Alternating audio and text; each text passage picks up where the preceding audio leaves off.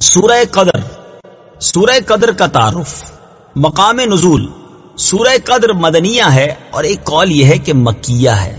آیات، کلمات اور حروف کی تعداد: اس صورت میں 1 رکوع، 5 آیتیں، 30 کلمے اور 112 حروف ہیں. قدر نام رکھنے کی وجہ: قدر کے بہت سے معنی ہیں، البتہ یہاں قدر سے عظمت و شرافت مراد ہے، اور چونکہ اس صورت میں لیلۃ القدر کی شان بیان کی گئی ہے، اس مناسبت سے اسے سورہ قدر کہتے ہیں. سورہ قدر کے مضامین: اس صورت میں قرآن مجید نازل ہونے کے ابتدائی زمانے کے بارے میں بتایا گیا، اور جس رات میں قرآن مجید نازل ہوا اس کی فضیلت بیان کی گئی کہ یہ رات 1000 مہینوں سے بہتر ہے. اس رات میں فرشتے اور حضرت جبریل علیہ الصلوۃ والسلام اللہ تعالیٰ کے حکم سے اترتے ہیں، اور یہ رات صبح طلوع ہونے تک سراسر سلامتی والی ہے. سورہ علق کے ساتھ مناسبت. سورہ قدر کی اپنے سے ماں قبل سورت علق کے ساتھ مناسبت یہ ہے کہ سورہ علق میں اللہ تعالیٰ نے نبی اکرم صلی اللہ تعالی علیہ وآلہ وسلم سے فرمایا تھا کہ آپ اپنے رب عز و جل کے نام سے قرآن پڑھیے جس نے پیدا کیا، اور اس صورت میں قرآن مجید نازل ہونے کی ابتدا کا زمانہ بتایا گیا کہ اسے عظمت و شرافت والی رات لیلۃ القدر میں نازل کیا گیا. بسم اللہ الرحمن الرحیم. ترجمہ: اللہ کے نام سے شروع جو نہایت مہربان رحمت والا ہے. اِنَّا أَنزَلْنَاهُ فِي لَيْلَةِ الْقَدْرِ. ترجمہ: بے شک ہم نے اس قرآن کو شب قدر میں نازل کیا. اِنَّا أَنزَلْنَاهُ فِي لَيْلَةِ الْقَدْرِ. بے شک ہم نے اس قرآن کو شب قدر میں نازل کیا. تفسیر صراط الجنان میں ہے، یعنی بے شک ہم نے اس قرآن مجید کو لوح محفوظ سے آسمان دنیا کی طرف یک بارگی شب قدر میں نازل کیا. شب قدر کے فضائل. شب قدر شرف و برکت والی رات ہے. اس کو شب قدر اس لیے کہتے ہیں کہ اس شب میں سال بھر کے احکام نافذ کیے جاتے ہیں، اور فرشتوں کو سال بھر کے کاموں اور خدمات پر مامور کیا جاتا ہے. اور یہ بھی کہا گیا ہے کہ اس رات کی دیگر راتوں پر شرافت و قدر کے باعث اس کو شب قدر کہتے ہیں. اور یہ بھی منقول ہے کہ چونکہ اس شب میں نیک اعمال مقبول ہوتے ہیں اور بارگاہ الہی میں ان کی قدر کی جاتی ہے، اس لیے اس کو شب قدر کہتے ہیں. احادیث میں اس شب کی بہت فضیلتیں وارد ہوئی ہیں. چنانچہ حضرت ابو ہریرہ رضی اللہ تعالی عنہ سے روایت ہے، رسول اللہ صلی اللہ تعالی علیہ وآلہ وسلم نے ارشاد فرمایا، جس نے اس رات میں ایمان اور اخلاص کے ساتھ شب بیداری کر کے عبادت کی تو اللہ تعالیٰ اس کے سابقہ صغیرہ گناہ بخش دیتا ہے. اور حضرت انس بن مالک رضی اللہ تعالیٰ عنہ سے روایت ہے، ابن ماجہ کی حدیث ہے کہ رمضان کا مہینہ آیا تو حضور پرنور صلی اللہ تعالی علیہ وآلہ وسلم نے ارشاد فرمایا، بے شک تمہارے پاس یہ مہینہ آیا ہے اور اس میں ایک رات ایسی ہے جو 1000 مہینوں سے بہتر ہے. جو شخص اس رات سے محروم رہ گیا وہ تمام نیکیوں سے محروم رہا، اور محروم وہی رہے گا جس کی قسمت میں محرومی ہے. لہٰذا ہر مسلمان کو چاہیے کہ وہ یہ رات عبادت میں گزارے اور اس رات میں کثرت سے استغفار کرے، جیسا کہ حضرت عائشہ صدیقہ رضی اللہ تعالی عنہا فرماتی ہیں. ترمذی شریف کی حدیث ہے، میں نے عرض کی، یا رسول اللہ صلی اللہ تعالی علیہ وآلہ وسلم، اگر مجھے معلوم ہو جائے کہ لیلۃ القدر کون سی رات ہے تو اس رات میں میں کیا کہوں؟ ارشاد فرمایا کہ تم کہو، اللہم انک عفو کریم تحب العفو فاعف عنی.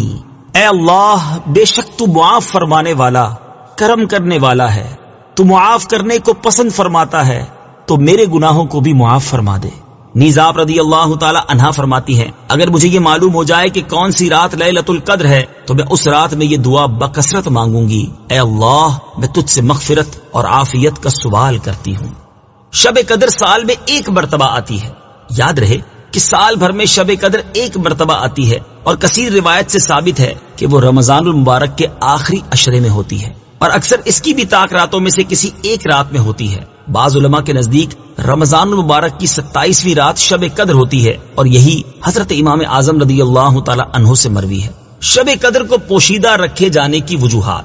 امام فخر الدین رازی رحمت اللہ تعالی علیہ فرماتے ہیں، اللہ عز و جل نے شب قدر کو چند وجوہ کی بنا پر پوشیدہ رکھا ہے. نمبر 1، جس طرح دیگر اشیاء کو پوشیدہ رکھا، مثلا اللہ عز و جل نے اپنی رضا کو اطاعتوں میں پوشیدہ فرمایا تاکہ بندے ہر اطاعت میں رغبت حاصل کریں. اپنے غضب کو گناہوں میں پوشیدہ فرمایا تاکہ ہر گناہ سے بچتے رہیں. اپنے ولی کو لوگوں میں پوشیدہ رکھا تاکہ لوگ سب کی تعظیم کریں. دعا کی قبولیت کو دعاؤں میں پوشیدہ رکھا تاکہ وہ سب دعاؤں میں مبالغہ کریں. اسم اعظم کو اسما میں پوشیدہ رکھا تاکہ وہ سب اسماء کی تعظیم کریں، اور نماز وسطیٰ کو نمازوں میں پوشیدہ رکھا تاکہ تمام نمازوں کی پابندی کرے، توبہ کی قبولیت کو پوشیدہ رکھا تاکہ بندہ توبہ کی تمام اقسام پر ہمیشگی اختیار کرے، اور موت کا وقت پوشیدہ رکھا تاکہ بندہ خوف کھاتا رہے، اسی طرح شب قدر کو بھی پوشیدہ رکھا تاکہ لوگ رمضان کی تمام راتوں کی تعظیم کریں۔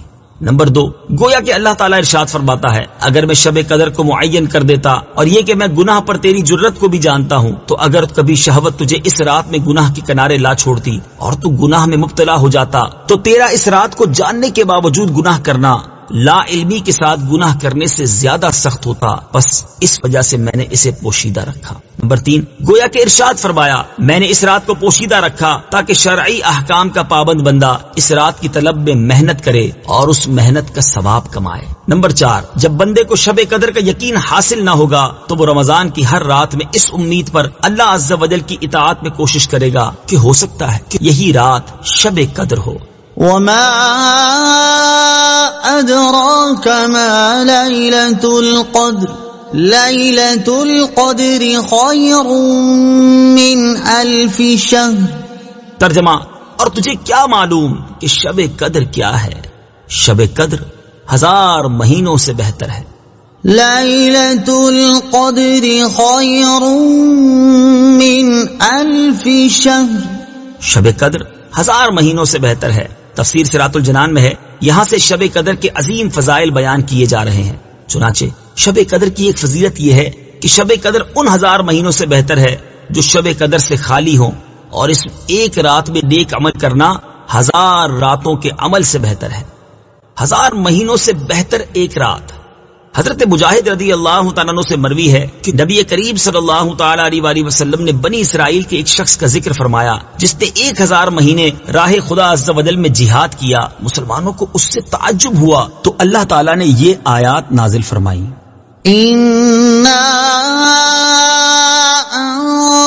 أَنزَلْنَاهُ فِي لَيْلَةِ الْقَدْرِ وَمَا